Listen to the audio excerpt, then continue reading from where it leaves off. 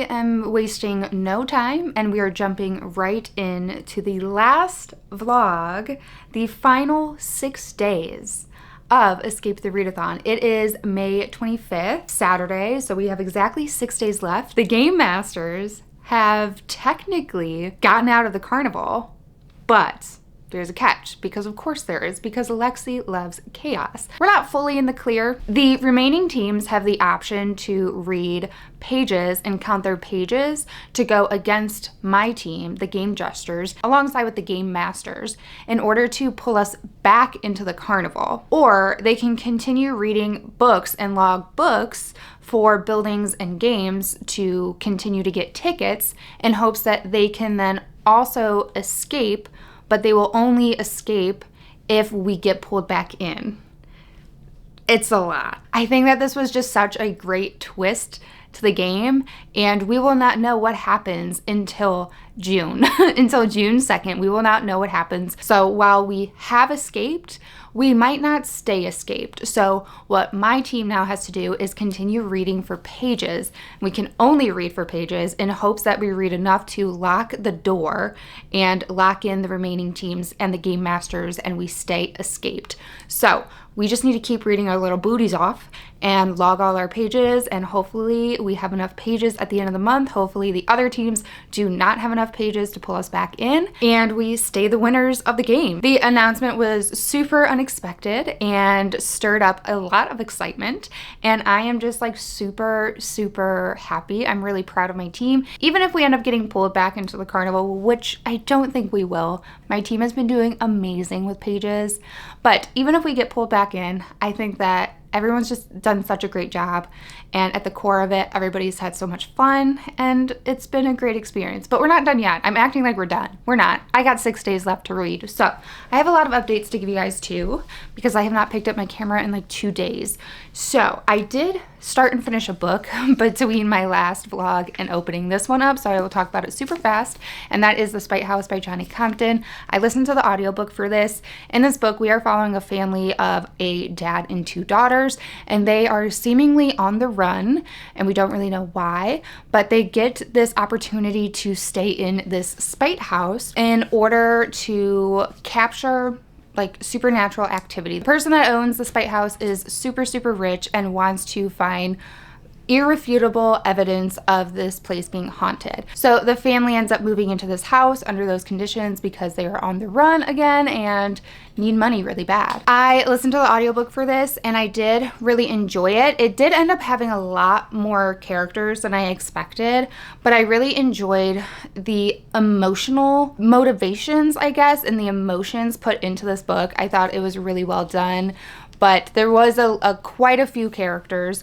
And in listening to the audiobook, I feel like I got a couple of people mixed up at certain points. There was like a lot going on, honestly. And this is not a very long book, so I really didn't expect so many characters and so much to happen. But I did really enjoy it, especially for a haunted house story. I liked the idea of why the house was haunted, and I liked how the haunted house aspect was approached.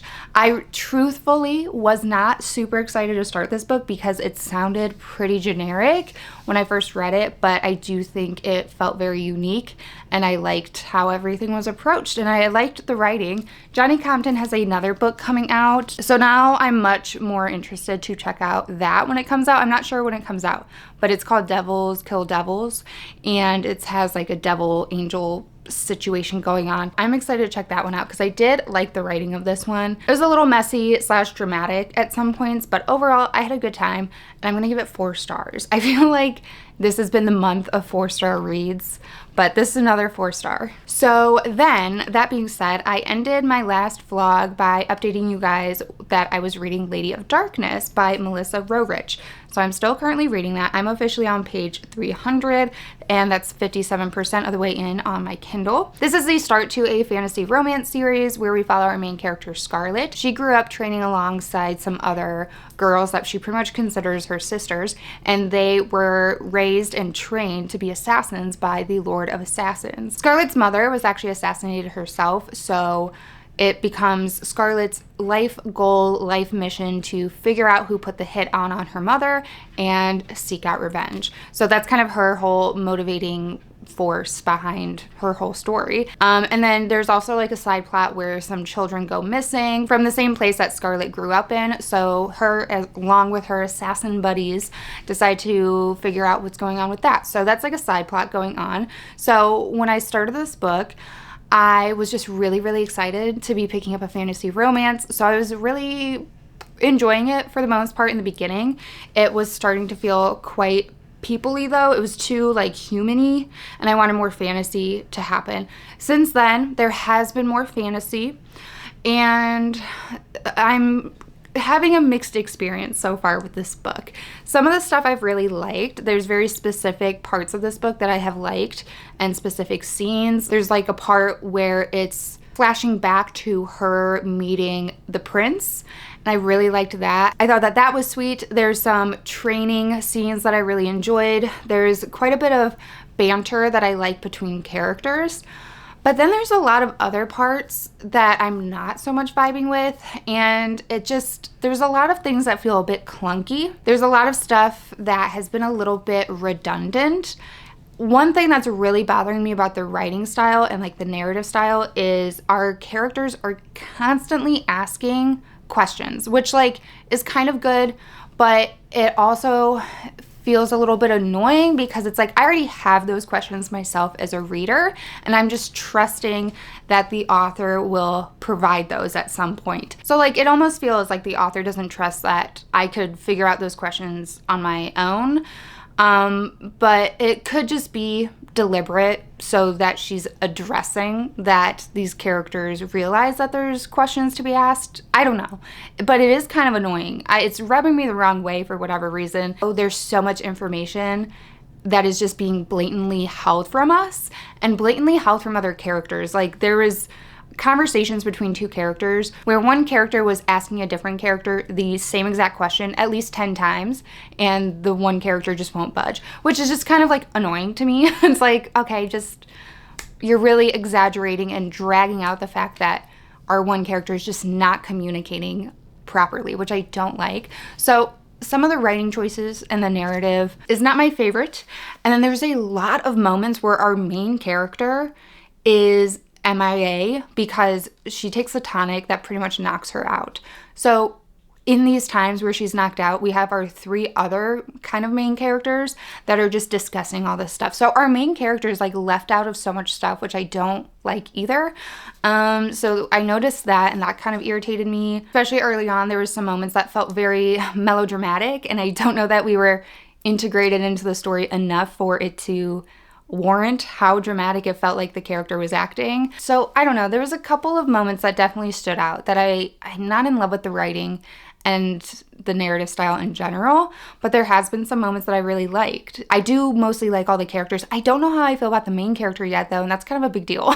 I don't know how I feel about the main female character, Scarlet. She very much feels like Selena mixed with Nesta, if you've read Throne of Glass and ACOTAR series, or I guess more so A Court of Silver Flames. That's really where Nesta's in there a lot, but the character feels like those two characters combined to me. So there's that. The world building, it doesn't feel very unique so far. Like there's really nothing going on that I haven't read before. So it's really just not standing out. I'm not hating it. I'm not actively hating it. It feels like a pretty solid 3-star at the moment. I'm going to continue on.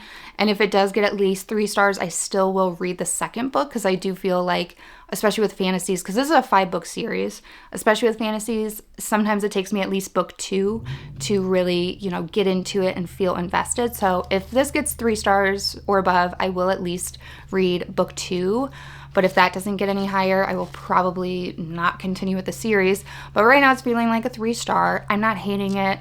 I'm enjoying it fine enough while I'm reading it. I'm also not excited to pick it up though either, and I would rather be more excited about what I'm reading. But yeah, so there's my very long update with Lady of Darkness. So my plans for the rest of the night are to finish Lady of Darkness. I don't know what I'm going to pick up after I finish that. I also don't know what audiobook I'm going to start, because I probably won't start another audiobook until, well, actually, I do have to do a lot of packing this weekend. So I might start another audiobook. Currently, I do have a couple available to me on my Libby app, I believe. I have two, but honestly, I don't think I'm in the mood to listen to one of them right now. So my current Libby holds are The Exorcist by William Peter Blatty. I do really want to read this one / listen to it eventually. I don't think I will start this one yet, but I do also have Bright Young Women by Jessica Knoll. This is actually one of my books on my 24 for 24, so that would be a good idea to start that one. So if I do start that, I will obviously update you guys once I get a little bit into it. But for now, I'm gonna get back into Lady of Darkness. It is the next day. I don't have any current reading updates, but I have a little book haul for you guys. So yesterday, me and my husband went out and about, and we happened to go by a Half Price Books, and we had some time to kill, so we stopped in there, and I got a couple of books. I also have some book mail that I'm gonna open too. So the books that I got from Half Price Books, I decided to pick up Stone Blind by Natalie Haynes. This is a Greek mythology retelling, reimagining of Medusa, and I'm really excited. I thought that the cover was absolutely stunning. I haven't heard anybody talk about this, but once in a while, the mood strikes for me to want to read a Greek mythology retelling. I currently have one on my shelf that I still have to read, but now I have this one, so I don't know. I wanted to get it. I got it. It was not on my radar or my TBR before, but here we go. This one has been a book that I've been wanting to pick up for a while now, and I saw this cover. Listen, this book has, in my opinion, some of the ugliest covers I've ever seen. I don't like the current printed copy. I know a lot of people love that one. I really don't. I don't really love this one either, but at least it's different, and it is We Have Always Lived in the Castle by Shirley Jackson. I do really want to read this book. I don't really know what it has to do with, honestly, but I have had so many references in other books made towards this book. It's like a classic, so I feel like I need to. And yeah, this cover, don't love it either, but I really don't like this one either, so I just kind of had to decide to buy one. And then this last one I got is so random for me specifically, and that is The Love Hypothesis by Allie Hazelwood. I know, who am I? Buying a romance, a human romance, a contemporary human romance is in my hand right now. Listen, I don't know what it is, but the past couple of days, I don't know if it's the summer weather coming in, but I've just been wanting to read something that might make me giggle, make me happy, and just be like nice and fluffy and not too serious. And I mentioned that on the sprints that I did this past week, and a lot of people mentioned The Love Hypothesis specifically, and so that is kind of what opened the floodgates for them for romance. This was at Half Price Books, and I decided to pick it up. I will say I tried to get Butcher and Blackbird. I actually really want to read that one as well. They don't have a copy of it though. I do have it on hold on my Libby app, so we'll see how long it takes until it actually becomes available to me, but yeah, in the meantime, I did pick this up, and I'm scared. I'm very nervous. I don't know what to expect. And then I do have some book mail as well. This was a purchase from Pango Books. Oh, I never told you guys, I am officially an ambassador for Pango Books. So in the description down below, I have a link if you want to use that to get $5 off your first order, or you just use the code Wicked Reading, and that gets you $5 off your first order as well. So just thought I'd throw that out there. But I decided to get The Deep Sky by Yumi Kitase, I want to say. I'm not totally sure if that's how you pronounce it, but I've been wanting to get a little bit more into sci-fi. This is a sci-fi. It's kind of sold as an interstellar voyage, is like knocked off course after an explosion. That's all I know. It says, it is the eve of Earth's environmental collapse. A single ship carries humanity's last hope. 80 elite graduates of a competitive program who will give birth to a generation of children in deep space. But halfway to the distant but livable planet, a lethal bomb kills 3 of the crew and knocks the Phoenix off course. The only surviving witness is an immediate suspect. Oh, okay, so interesting. I'm very curious about this. I think the cover is absolutely stunning. And yes, since I wanted to get more into sci-fi, I decided I should probably have a sci-fi on my shelf to pick up. So here we go. And then lastly, I did get some mail from BookBabe Designs. She recently had a sale with a bunch of stickers and bookmarks. So we got a bunch of stickers and bookmarks. I sincerely don't even remember what I ordered, so I'm really excited to open everything. So this one's a pink one. It says Book Lover, and I love it. I love the style of it, super cute. And then I got the one that kind of matches it, same style, but it says Villain Lover. Ooh, this one's really cute. It's like a sage green foliage moon. And then I got two very summery ones. One is strawberries, and the other one is the cherries. She also had a watermelon one, but I liked these two better. Then I got this design for her fantasy bookmark. And then I couldn't help myself. I got the thriller one. Even though I don't read thrillers, I read horror, but I thought it was really cute and I liked the darker aesthetic to it. So I just got that one anyway, even though I don't really read thrillers. And there's this cute little, it could be used as a bookmark. It is technically her advertisement kind of thing, but that's really cute and that's definitely usable for another bookmark. It is smaller than the actual bookmarks, but I'll probably still use it for that anyways. And then let's go through the stickers. Oh my gosh. So I had to get some more ghosties. She has so many cute ghost ones, and I had to get this little cowboy guy. So stinking cute. And then this one actually just came with any order. This was like the freebie for ordering from her drop. And then I got two of her snail designs. This one is so stinking cute. Look at that. Oh my God. And then I got the green one as well. Then I got this slow burn for life sticker. Love that. This one with just an open book and some flowers. And then I got two of these because I really love them. But I thought these little bat wings were so cute. Well, they're probably like supposed to be fae wings or something, but you know, you get the idea. Thought those were adorable. So that's all the stuff I got from BookBabe Designs. As I said, I don't have any reading updates right now, so I'm gonna do that. I'm gonna get back to reading. So yeah, I'm just gonna get back to reading.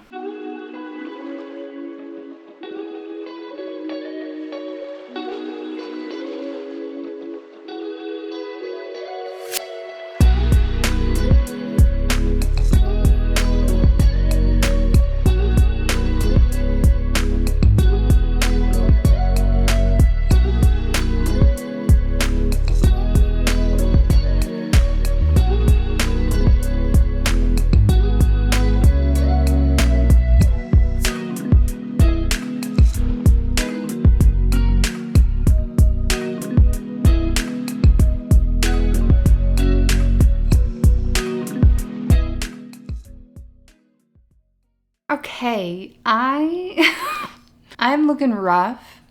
I'm looking rough because I'm feeling pretty rough. I'm not gonna lie, the last couple days, I'm just like not into it. Just like not into anything. I'm not like sick, but I have just been feeling so fatigued and so tired, and my motivation has never been lower, truly and honestly. So here's the deal. I finished Lady of Darkness 2 days ago. And I think that just was the beginning of the downfall for me. So that almost put me in a reading slump. I finished Lady of Darkness Monday 2 days ago, and it only took me like 20 pages to finish. And that sucked so much life out of me that I did not read for the rest of that day. And then the next day, I just really felt like butt. So I didn't read at all yesterday. And then here we are today, and I'm finally ready to talk about it. I mostly did not like it. Mostly did not like it. I didn't hate it, but like almost hated it because of how much I was forcing myself to get through it by the end. Almost made myself hate it. Didn't hate it.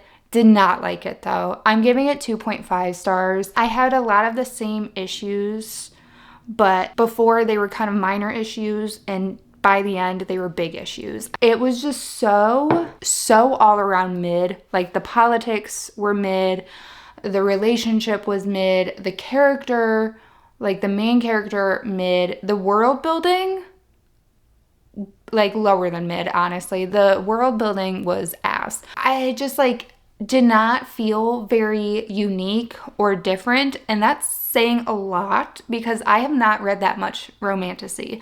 I am not very well versed in romantasy. I've read like the main ones and this still did not feel unique. So there's that. I just really didn't jive with so much of the story, just the narrative and the plot choices. There was stuff at the end that I don't know if it was meant to be like a dramatic reveal. I don't know, because for me, I knew immediately. I knew what everything was already gonna be, and it all played out exactly like that. I don't know. It just really didn't work for me, and I wish I can pinpoint exact reasons why it didn't work for me. I mean, I've already kind of said some, but yeah, it's not unique. It just felt extremely whatever. Didn't like it, 2.5. So moving on from that, I decided to start A Fate Inked in Blood by Danielle Jensen. I am really excited about this. I'm not far in it at all. I'm on page 39, so literally have barely made a dent. Have only sat down to read once. But I feel like I'm already enjoying this way more than Lady of Darkness already. Sorry, the lighting's gonna go in and out. It's the sun. I can't change it. It's an overcast day. Anyway, I do feel like this is much more promising. I have been prepped beforehand that this is kind of just like book candy, which is what I wanted. That's what I wanted from Lady of Darkness, and I thought that it would give me that, but obviously it didn't. And I'm hoping that this does. Like, I don't want some crazy, complex, literary new masterpiece right now. I want romantasy. I want to giggle and kick my feet. I want to like the characters, and I want to be interested in a unique world, okay? That's all I want right now. I don't think I'm asking for much. So far, I am liking this. This is a romantasy that is kind of based around Norse mythology and like Vikings. So I'm really liking that aspect to it so far. Honestly, just the first 38 pages, I really like the setup of the story and what our characters already had to do. And I'm looking very forward to where this story goes, because I really have no idea what to expect, because all I'm going into it with is romantasy with Vikings. So started this. I don't know if I will finish this by the end of the month. It's already May 29th. Lady of Darkness put me in like a 1.5, 2 day slump. So I have 2 days to finish this, and I don't know how much I'm gonna read today.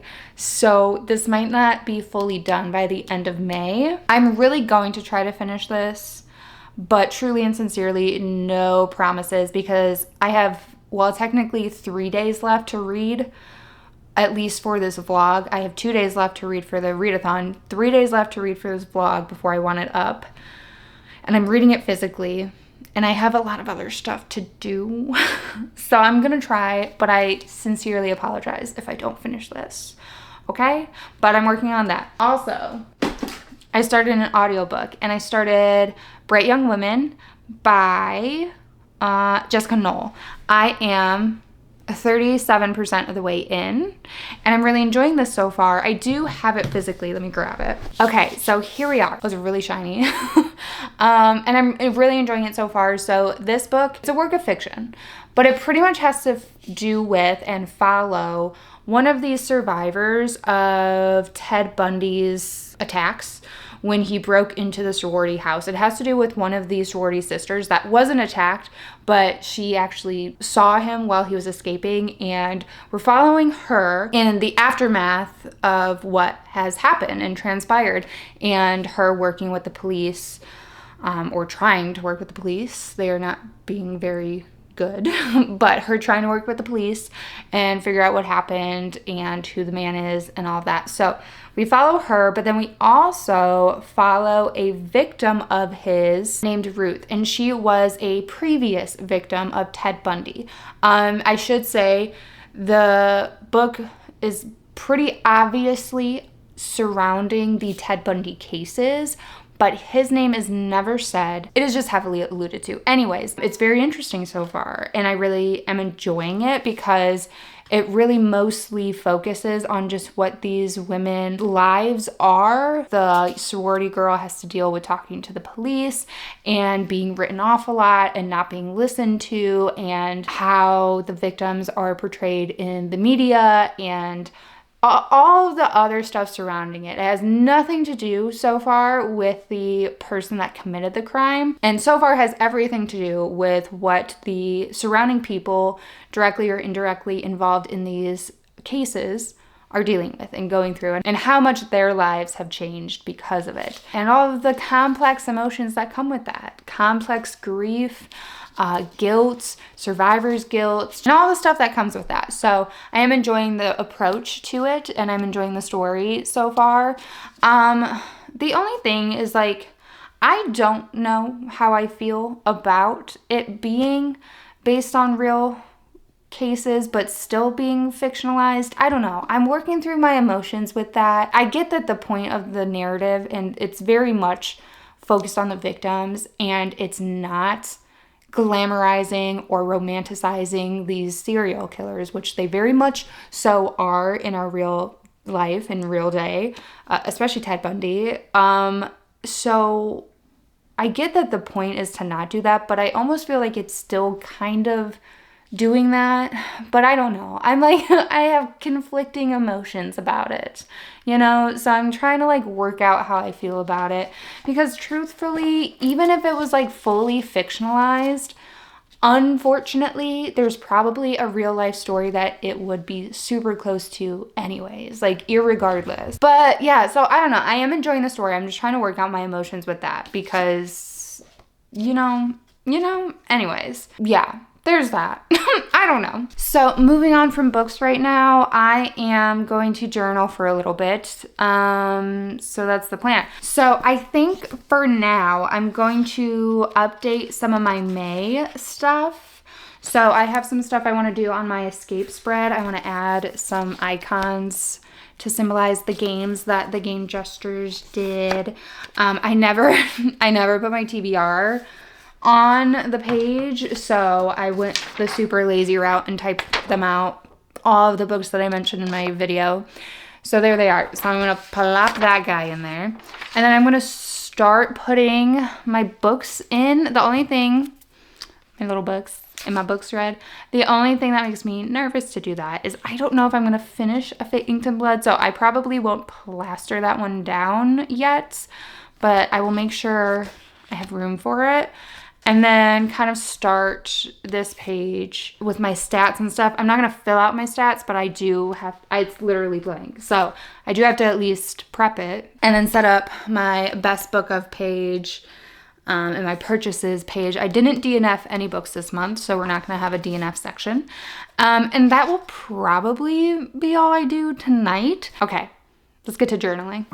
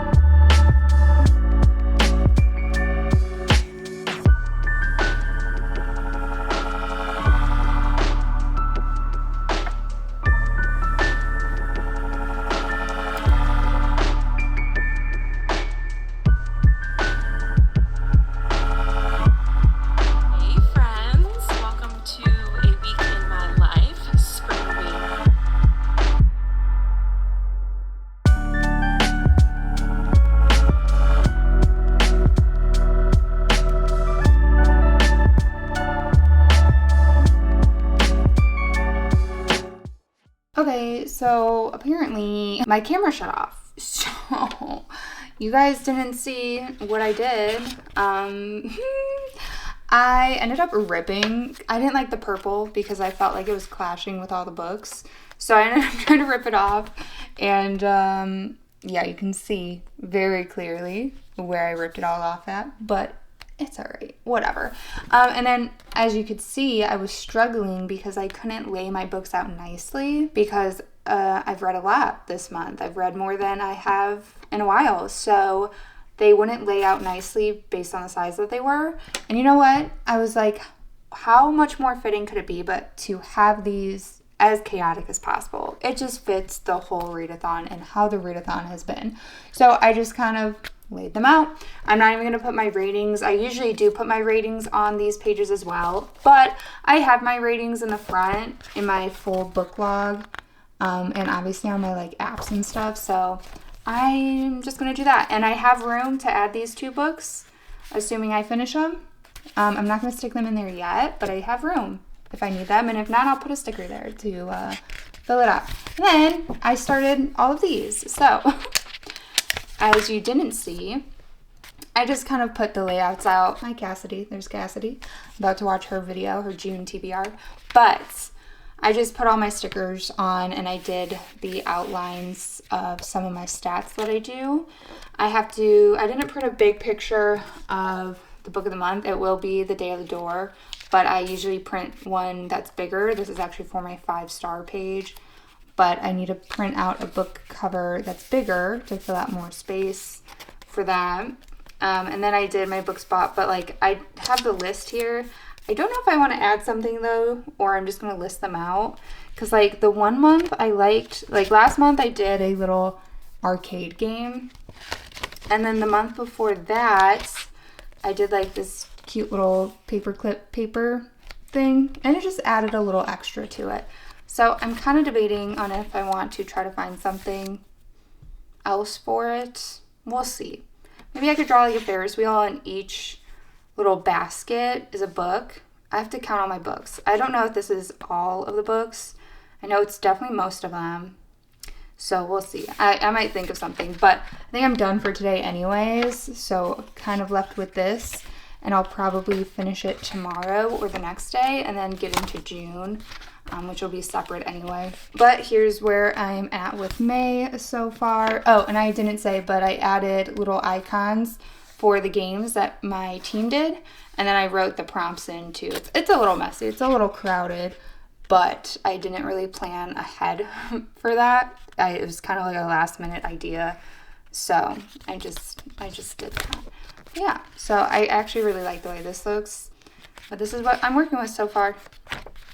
So that's all I'm going to journal for now. I have finished Bright Young Women, and I have a lot of thoughts. So I'm going to apologize now. Hopefully this isn't too clunky and too messy, but I have a lot of thoughts and I'm trying to work through them. So I'm a little conflicted about this book. To start with positives, I really enjoyed a lot of the commentary that this book dabbled in. It had a lot of instances where our female main characters were dealing with the police and kind of being written off and not being taken very seriously. So it showed a lot of the misogyny that the women involved, either directly or indirectly, with these cases kind of had to deal with. So I appreciated that. And there was a lot of side plots going on and a lot of side elements with female sexuality, with even just misogyny in scientific community. There was a lot of little subtle areas that were touched upon and commentated on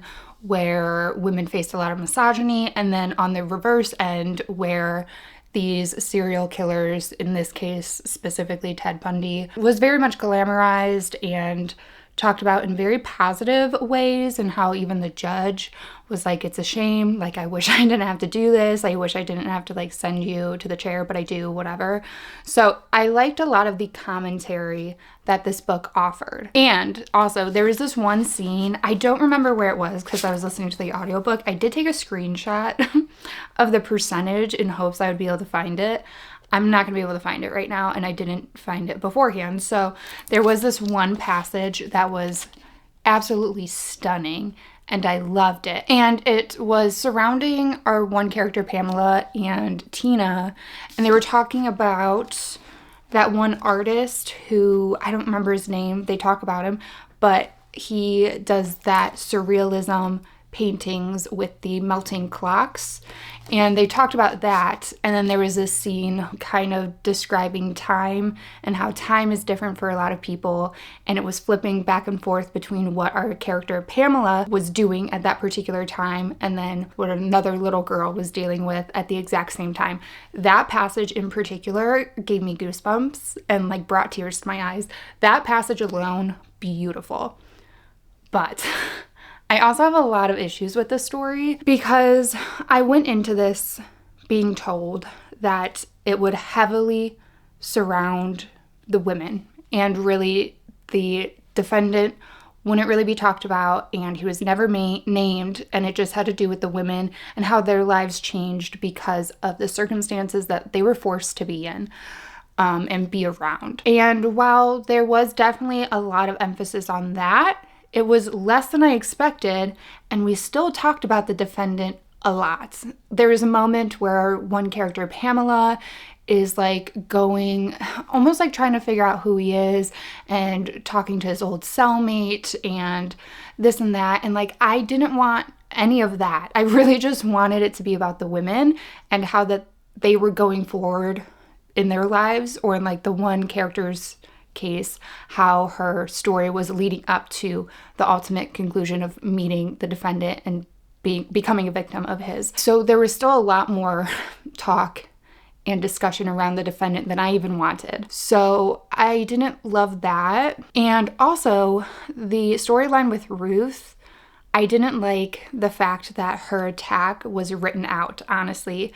For me, it gets so dicey when you are taking a true crime case and fictionalizing parts of it. I think you have to approach that extremely cautiously and very respectfully. And I don't think that writing out any of the attacks needed to be done, because, again, this is so incredibly obviously talking about the Ted Bundy cases. Like, it's not just inspired, which would be a different thing. If it was just like a book that a serial killer broke out of prison and went to a sorority house and it turned out that he had a lot of other victims and whatever, then sure.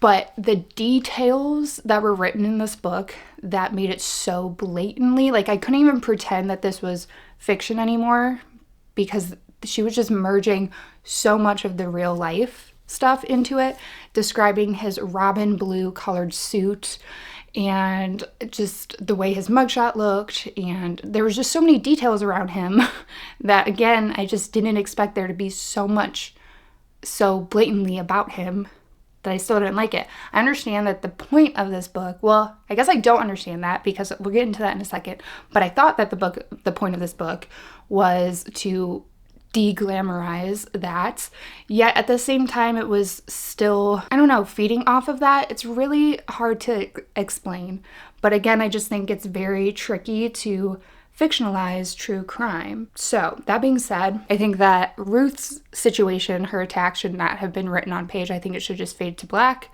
and respect the fact that nobody was there except the two involved, and leave it at that. But also, what really, really rubs me the wrong way about this book, there's not anywhere in the book a list of the victims, an author's note to really, I don't want to say justify, but yeah, justify her choice of fictionalizing a true crime story, of honoring the victims in any type of way, of making her intentions clear. There's no author's note. There's no list of victims. There's no area of what parts of these books were true and what parts were fictionalized. I think if you're going to do that, that is very important. So I really don't like that none of that was in there. There's a very brief acknowledgement of one of Ted Bundy's real life survivors, but again, she didn't really, like Jessica Knoll, the author, didn't address what she did for this story. You know what I mean? So I don't really like the way that it was approached. I get very, very like icked out by dramatizations of real life stuff. Even like the Ted Bundy, the Jeffrey Dahmer, all of those Netflix shows, I will not watch. And I understand that those ones are following the serial killers, but at the same time, I don't know that this one did that much better either. So I'm conflicted because some of the story I did like. I liked the commentary, but I really don't like the fact that no acknowledgement, no author's note, no anything was left either. And that really, really, really rubs me the wrong way. So yeah, I think I'm gonna give it 3 stars. It's just like the bars on the floor. Just have a list of the victims, because there were even some of the characters that had true victims' names. They weren't like the same victims in the same situations as real life, but if you're also going to use the victims' names as fictionalized characters or as characters in your story, like, I don't know. That is just like really, really grinds my gears. So I feel like at the same time, this is also just money grabbing in a lot of ways. I feel like you could have very easily just created a very much more fictionalized version that was more so inspired by true crime, by the true cases, but this one was just like way too detailed to say it's even inspired. Way too detailed, and way too, like, the exact dates and stuff like that were used, but weren't ever mentioned that they were used. So yeah, I didn't like that. So I'm giving it 3 stars. So there's that. And then A Fate Inked in Blood by Danielle Jensen. I did not finish this. I did not finish it. I'm on page 103, chapter 11. Not even like a third of the way in. I think I'm like a fourth of the way in. So yeah, didn't finish this. I did log the pages that I did at least get to read, but this is going to be carried over into June, so I'm not finishing this in this vlog. I will eventually talk about it in my June wrap up, so I apologize. I did sincerely try, but I didn't finish it. But I am really, really enjoying it.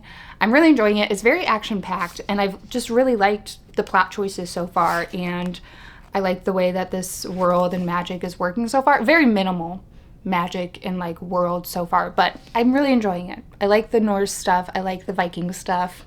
Great time. So that is it for my reading updates. And that's gonna be it for like this part of the video. I am gonna have this video go on to show me finishing up my May spread, because I still had to do a couple of things to it because I decided to split it into due days.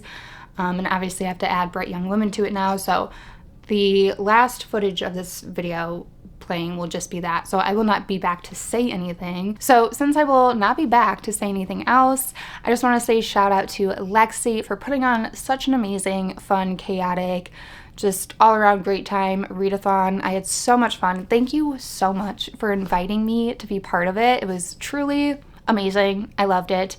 Thank you so much, everybody that joined Game Gestures, and for making my first time being involved in a readathon as a team leader. Thank you so much for making it so fun and worthwhile and so rewarding. You guys were an amazing team. No matter what happens with the final results, we escaped. We did it, so I'm so proud of us. I think it was so much fun. Shout out to Cassidy for being an amazing co-host for Game Gestures, and shout out to all the other co-hosts, the game masters, the mods, all of the people that put in so much extra time and dedication to make this such a fun readathon. It was a great time. I loved it. So that is gonna be everything for me for this video. Again, keep watching to see me finish my May spread. I will be working on a June reset, June TBR, June journaling video. So that should be up next on Wednesday, hopefully, fingers crossed. So that's it. Thank you so much for spending some of your time with me while I sit down and talk about books. And I will see you guys in the next video. But first, journaling.